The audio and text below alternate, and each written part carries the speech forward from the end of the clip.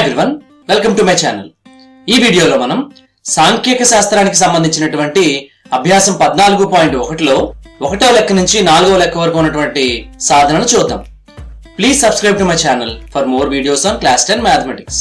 ముందుగా మొదటి లెక్కను చూసినట్లయితే, ఒక గ్రామంలో కొంతమంది విద్యార్థుల జట్టు పర్యావరణ పరిరక్షణ అవగాహన అనే కార్యక్రమంలో భాగంగా 20 ఇండ్లలో సర్వే నిర్వహించి ఎన్నెన్ని మొక్కలు నాటినారో సమాచారాన్ని సేకరించి ఈ క్రింది పట్టికలో నమోదు చేసినారు. సగటున ఒక ఇంటికి ఎన్ని మొక్కలు నాటినారో కనుక్కోండి. సో ఒక ఇంటికి ఎన్ని మొక్కలు సరాసరి నాటారో ఆ సరాసరిని మనం కనుక్కోవాలి. ముందుగా మనకి ఇచ్చినటువంటి పట్టికని నిలువుగా రాసుకుందాం. మొక్కల సంఖ్య, ఇండ్ల సంఖ్య. 0 నుంచి 2 మొక్కలున్న ఇండ్లు 1, 2 నుంచి 4 మొక్కలు ఉన్నటువంటి ఇండ్లు 2, అదే విధంగా 12 నుంచి 14 మొక్కలు కలిగినటువంటి ఇండ్ల సంఖ్య 3. ఇక్కడ మనం చూసినట్లయితే పౌనపున్యాలు గాని తరగతులు గాని చిన్న విలువలు కలిగి ఉన్నాయి. అట్లాంటప్పుడు మనం ప్రత్యక్ష పద్ధతి ద్వారా సగటును కనుక్కోవడం మనకి సులువుగా ఉంటుంది. మీరు ఏ పద్ధతిని ఉపయోగించినప్పటికీ కూడా ముందుగా తరగతుల యొక్క మధ్య విలువలు రాయాలి. మధ్య విలువలు ఎట్లా రాస్తాం మనం? ఉదాహరణకి మొదటి తరగతి చూడండి, 0 నుంచి 2. ఇది మొదటి తరగతి. మధ్య విలువ కోసం ఒక తరగతి యొక్క దిగువ అవధి, ఎగువ అవధుల యొక్క సరాసరిని తీసుకోవాలి. 0, 2 కలిపితే 2, 2లో సగం 1, అంటే మొదటి తరగతి యొక్క మధ్య విలువ 1. అదే విధంగా 2 నుంచి 4 అనే తరగతి యొక్క మధ్య విలువ కావాలి అంటే 2, 4 కలిపితే 6, 6లో సగం 3. సో రెండవ తరగతి యొక్క మధ్య విలువ 3. ఇట్లా మనం మధ్య విలువలు రాసుకుంటూ పోతే 1, 2, 4 యొక్క మధ్య విలువ 3, 4, 6 తరగతి యొక్క మధ్య విలువ 5, 6, 8 మధ్య విలువ 7, 9, 11, 13. ఈ విధంగా మధ్య విలువలు రాసిన తర్వాత ఈ ఇండ్ల సంఖ్య f ను, అదే విధంగా మధ్య విలువ x ను ఈ రెండు గుణించి మనం fx గా రాయవలసి ఉంటది. ఇప్పుడు f విలువల్ని x విలువని గుణించినట్లయితే 1 × 1 1, 2 3 6, 1 5 5, 5 7 35, 6 9 54, 2 11 22, 3 13 39. ఇప్పుడు మనం రెండు విలువల యొక్క మొత్తాన్ని కనుక్కోవాలి. ఒకటి f ల యొక్క మొత్తం, దీన్ని మనం సాధారణంగా n అని రాస్తాం. సో పౌనపున్యాల మొత్తం. వాళ్ళు సర్వే చేసినటువంటి ఇండ్ల సంఖ్య 20. సో ఈ పౌనపున్యాలను కలిపినప్పటికీ మనకి 20 వస్తుంది. ఇప్పుడు fx విలువలను కూడా కలిపి సిగ్మా fx గా రాయాలి. 1 6 5 35 54 22 39. ఈ విలువలన్నీ కలిపినట్లయితే మనకి 162 వస్తుంది. సో ఇప్పుడు ప్రత్యక్ష పద్ధతిన సగటుకు సూత్రం రాసినట్లయితే అంకగణిత సగటు x bar is equal to sigma fx by n. Sigma fx మనకి 162 వచ్చింది. 162 డివైడెడ్ బై 20. 162ని 20 పెట్టి భాగించినట్లయితే 8.1, అనగా సగటున ప్రతి ఇంటికి కూడా 8.1 చెట్లు ఉన్నాయని మనం అర్థం చేసుకోవచ్చు. ఇప్పుడు రెండవ సమస్య యొక్క సాధన చూద్దాం. ఒక కర్మాగారంలోని 50 మంది కార్మికుల దినసరి భత్యము ఈ క్రింది పౌనపున్య విభాజన పట్టికలో ఇవ్వబడింది. తగు పద్ధతిని ఎంచుకొని ఆ కర్మాగారంలోని కార్మికుల సగటు భత్యాన్ని కనుక్కోండి. ఇక్కడ కూడా మనం సగటునే లెక్కించాలి. కాకపోతే ఇక్కడ విలువలు పెద్దగా ఉన్నాయి. 200 నుంచి 250, అదే విధంగా 400 నుంచి 450. అప్పుడు మనం ప్రత్యక్ష పద్ధతి ద్వారా కనుక్కుంటే పెద్ద పెద్ద విలువల యొక్క గుణకారాలు చేయాలి. దీనికోసం మనం సోపాన విచలన పద్ధతి ద్వారా దీన్ని చేద్దాం. ముందుగా మనకి ఇచ్చిన విలువలు నిలువు పట్టికలో రాసినట్లయితే దినసరి భత్యం, అదే విధంగా కార్మికుల సంఖ్య 200 నుంచి 250 12 మంది ఉన్నారు. 250 నుంచి 300 భత్యం కలిగిన 14. అదే విధంగా 400 నుంచి 450 రూపాయల భత్యం కలిగిన కార్మికులు 10 మంది ఉన్నారు. నేను ముందుగానే చెప్పినట్టుగా వీటికి మధ్య విలువలు రాద్దాం. మధ్య విలువలు అంటే 200 నుంచి 250 యొక్క సరాసరి. 200 250 కలిపితే 450. 450లో సగం 225.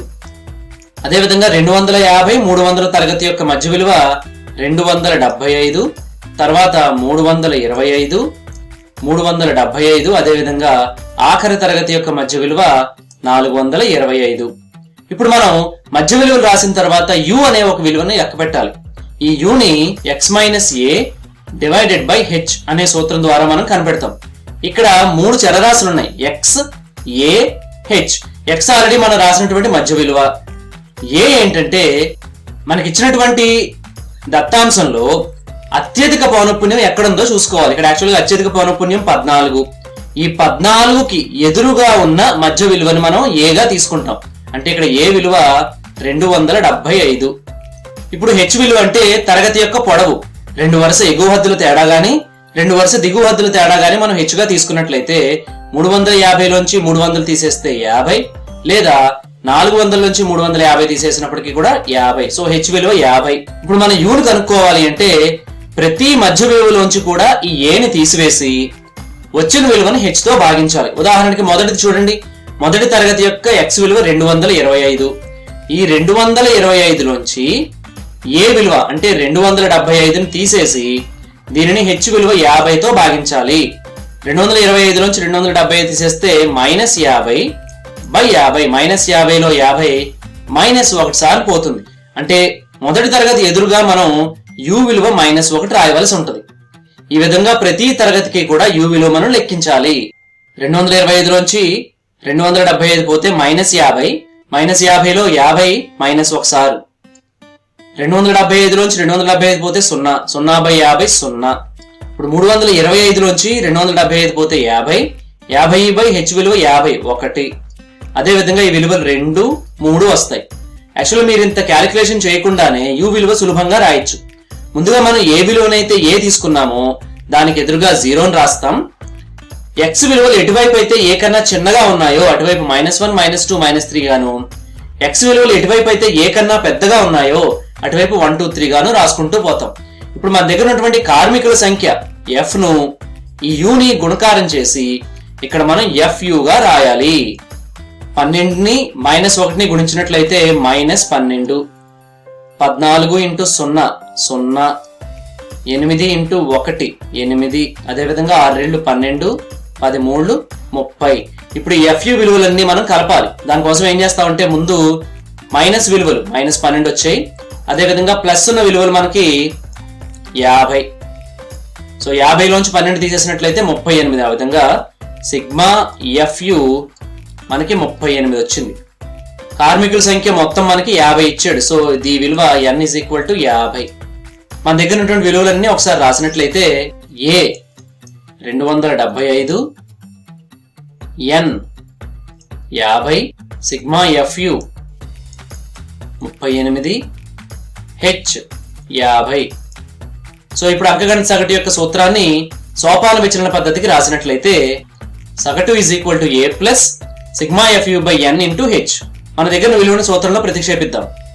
అప్పుడు సగటు a 275 plus sigma fu 38/n విలువ 50 × h విలువ 50. ఈ 50లో ఒకసారి పోయినట్లయితే ఇది 275 ప్లస్ 38. 275కి 38 కలిపినట్లయితే 313. దేర్ఫోర్ కార్మికుల సగటు భత్యం = 313 రూపాయలు.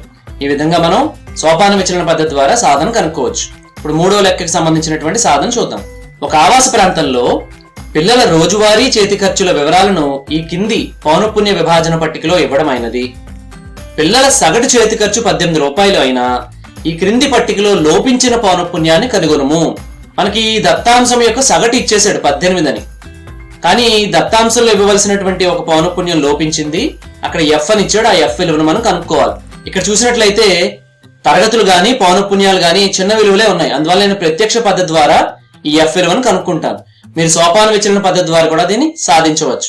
ముందుగా మనకి ఇచ్చిన సమాచారాన్ని నిలువు పట్టికలో రాసినట్లయితే పిల్లల రోజువారీ చేతి ఖర్చు, పిల్లల సంఖ్య 11 నుంచి 13 రూపాయలు రోజువారీ చేతి ఖర్చు కలిగినటువంటి విద్యార్థుల సంఖ్య 7. అట్లా రాసుకుంటూ పోతే 23 నుంచి 25 రూపాయల చేతి ఖర్చు కలిగినటువంటి విద్యార్థుల సంఖ్య 4. ముందుగా మనం ఈ దత్తాంశానికి మధ్య విలువలు రాద్దాం. 11, 13 కలిపినట్లయితే 24. 24లో సగం 12. సో ఈ తరగతి మధ్య విలువ 12. 15, 18 కలిపితే 28. 28లో సగం 14. ఇట్లా రాస్తూ పోతే 16, 18, 20, 22, 24. ఇవి తరగతుల యొక్క మధ్య విలువలు. ఇప్పుడు మనం f ని x ని గుణించి fx గా రాద్దాం. 7 12 84, 6 14 84, 9 16 144, 13 18 234, f × 20 20 f. ఇక్కడే మీరు జాగ్రత్తగా ఉండాలి. 5 22 110, 4 24 96. ఇప్పుడు ఈ పిల్లల సంఖ్యను కలిపినట్లయితే మనకి n విలువ వస్తుంది. ఈ విలువలన్నీ కలపండి. 7 6 13 22 35 f అట్లా పెడదాం. 40, 44 ప్లస్ ఎఫ్. సో ఇక్కడ మొత్తం పౌనఃపున్యాల విలువ 44 ప్లస్ ఎఫ్. ఇది ఎన్ విలువ. ఇప్పుడు ఎఫ్ఎక్స్ లన్నీ కలిపినట్లయితే సిగ్మా ఎఫ్ఎక్స్ 84, 84, 144, 234, 110, 96 ఇవన్నీ కలిపినట్లయితే 752 ప్లస్ చరరాశి విలువ 20 ఎఫ్. ఇప్పుడు మనం ప్రత్యక్ష పద్ధతి ద్వారా సూత్రాన్ని రాసి ఆ విలువని మనకి ఇచ్చినటువంటి సగటు 18కి సమానం చేస్తే మనకి ఎఫ్ విలువ సులభంగా వస్తుంది. ప్రత్యక్ష పద్ధతి ద్వారా సగటు x bar is equal to sigma FX by N. ఇప్పుడు సిగ్మా ఎఫ్ఎక్స్ ప్లేస్ లో 752 plus 20 F divided by N విలువ మనకి 44 ప్లస్ ఎఫ్ అని వచ్చింది. మనకి లెక్క ప్రకారం దీని విలువ 18. అడ్డుగుణకారం చేసినట్లయితే 752 plus 20 F is equal to 18 into 44 plus F అనగా 752 plus 20 F is equal to 18 into 44 చేసినట్లయితే 792 ప్లస్ 18 ఇంటూ ఎఫ్ 18 ఎఫ్. ఇక్కడ చరరాశి ఎఫ్. చరరాశులన్నీ ఎడం వైపు, స్థిరరాశులన్నీ కుడివైపు రాద్దాం. అట్లా రాసినట్లయితే 20 F minus 18 F is equal to 792 minus 752. 20 F లోంచి 18 ఎఫ్ తీసేస్తే 2 ఎఫ్ ఈజ్ ఈక్వల్ టు 792 లోంచి 752 పోతే 40 అనగా ఎఫ్ ఈజ్ ఈక్వల్ టు 40/2. 40లో సగం 20. Therefore F is equal to 20. So అంటే మిస్ అయినటువంటి పౌనఃపున్యం 20 అన్నమాట. ఇప్పుడు 4వ లెక్క యొక్క సాధన చూద్దాం. ఒక వైద్యశాలలో వైద్యులు 30 మంది స్త్రీలకు వైద్య పరీక్షలు నిర్వహించి వారి యొక్క హృదయ స్పందనలను క్రింది చూపిన పట్టికలో క్రోడీకరించారు. తగు విధానాన్ని ఎంచుకొని ఇట్టి స్త్రీల యొక్క హృదయ స్పందనల సరాసరి కనుక్కోండి. ఇక్కడ మనం పట్టికను గమనించినట్లయితే 65 నుంచి 68 హృదయ స్పందన కలిగినటువంటి స్త్రీల సంఖ్య 2, 68 నుంచి 71 4, అదేవిధంగా 83 నుంచి 86 కలిగినటువంటి వారు 2 ఉన్నారు. వీరి యొక్క సగటు మనం లెక్కించాలి. ఇక్కడ విలువలు చిన్నగా లేవు, పెద్దగా ఉన్నాయి. అందువల్ల మనం సోపాన విచలన పద్ధతిని అనుసరిద్దాం. ముందుగా పట్టిక నిలువుగా రాసినట్లయితే ఈ విధంగా మనకి ఏర్పడుతుంది. ఇప్పుడు మధ్య విలువను కనుక్కుందాం. మధ్య విలువ 65 నుంచి 68 యొక్క మధ్య విలువ ఎట్లా వస్తుంది? మనకి 65ని 68ని కలిపినట్లయితే 133. 133లో సగం 66.5. అంటే మొదటి తరగతి యొక్క మధ్య విలువ 66.5. ఈ విధంగా ప్రతి తరగతి యొక్క మధ్య విలువని రాద్దాం. 66.5, 68కి 71కి సరాసరి 69.5, అదేవిధంగా 72.5, 75.5, 78.5, 81.5, 84.5. మీరు ఒక్క మధ్య విలువను లెక్కించినట్లయితే మిగిలినవన్నీ కూడా చాలా సులువుగా రాయొచ్చు. ఏ విధంగా? హెచ్ విలువ తరగతి అంతరాన్ని కలుపుకుంటూ వెళితే మిగతా మధ్య విలువలు మనకు వచ్చేస్తాయి. ఉదాహరణ చూడండి, ఇక్కడ 77 నుంచి 74 పోతే 3, అంటే ఇక్కడ తరగతి అంతరం 3. ఈ 3ను ప్రతి విలువకి కలుపుతూ పోతే మనకి మధ్య విలువలన్నీ వస్తాయి. మధ్య విలువలు లెక్కించిన తర్వాత మనం యూను లెక్కించాలి. యూను లెక్కించాలి అంటే ముందుగా మనం ఏ విలువని గుర్తించాలి. అత్యధిక పౌనఃపున్యం ఎక్కడుందో చూసినట్లయితే అత్యధిక పౌనఃపున్యం 8. ఈ 8కి ఎదురుగా ఉన్నటువంటి మధ్య విలువ మనం ఏగా తీసుకుంటాము. ఇప్పుడు ఏని ప్రతి ఎక్స్ విలువలోంచి తీసివేసి హెచ్ తో భాగించాలి. ఉదాహరణ మొదటి చూడండి, 66.5 లోంచి 75.5 తీసేసినట్లయితే -9. మనకి ఇప్పుడే హెచ్ విలువ 3గా వచ్చింది. -9లో 3 -3 సార్లు పోతుంది. అప్పుడు ఇది -3. ఈ విధంగా -2, -1, 0, 1, 2, 3. నేను మీకు ఇందాక ఇంకో విషయం కూడా చెప్పాను. ఏ ఎదురుగా 0 రాసుకుని ఎక్స్ విలువలు తగ్గుతూ వెళ్తున్న వైపు -1, -2, -3 అని రాసి ఎక్స్ విలువలు పెరుగుతూ వెళ్తున్న వైపు 1, 2, 3 ఈ విధంగా మనం రాస్తాం. ఇప్పుడు ఇక్కడ ఉన్నటువంటి స్త్రీల సంఖ్య ఎఫ్ ను ఇప్పుడు మనకు వచ్చిన యూను 2 గుణించి FU గా రాయాలి. 2 ఇంటూ -3 -6, 4 ఇంటూ -2 -8, 3 ఇంటూ -1 -3, 8 సున్నాలు 0, 7 1లు 7, 4 2 8, అదేవిధంగా 2 3 6. సో ఇప్పుడు FUలన్నీ కలిపి సిగ్మా FU గా రాయాలి. మైనస్లన్నీ కలిపినట్లయితే -17. ధన సంఖ్యల విలువలు 21. 21 నుంచి 17 పోతే 4 అంటే సిగ్మా ఎఫ్యు విలువ మనకి 4 వచ్చింది. ఎన్ విలువ అంటే మొత్తం స్త్రీల సంఖ్య 30 అని ఇచ్చాడు మనకి, అంటే ఎన్ విలువ 30. ఇప్పుడు మన దగ్గర విలువలన్నీ ఇక్కడ రాద్దాం. ఏ 75.5, హెచ్ 3, సిగ్మా ఎఫ్యు 4, ఎన్ 30. ఇప్పుడు సోపాన విచలన పద్ధతిలో సగటు యొక్క సూత్రాన్ని రాద్దాం. సగటు x bar is equal to A plus sigma F U by N into H. మన వద్ద విలువలు ఇక్కడ ప్రతిక్షేపించినట్లయితే A 75.5 plus sigma F U 4 by N విలువ 30 ఇంటూ హెచ్ విలువ 3. ఈ 3 30లో 10 సార్లు, అంటే ఇది 75.5 ప్లస్ 4/10. 4/10 అంటే 0.4గా రాయొచ్చు. అప్పుడు ఇది 75.5 ప్లస్ 0.4. 75.5కి 0.4 కలిపినట్లయితే 75.9. అనగా స్త్రీల యొక్క సరాసరి హృదయ స్పందనల సంఖ్య 75.9.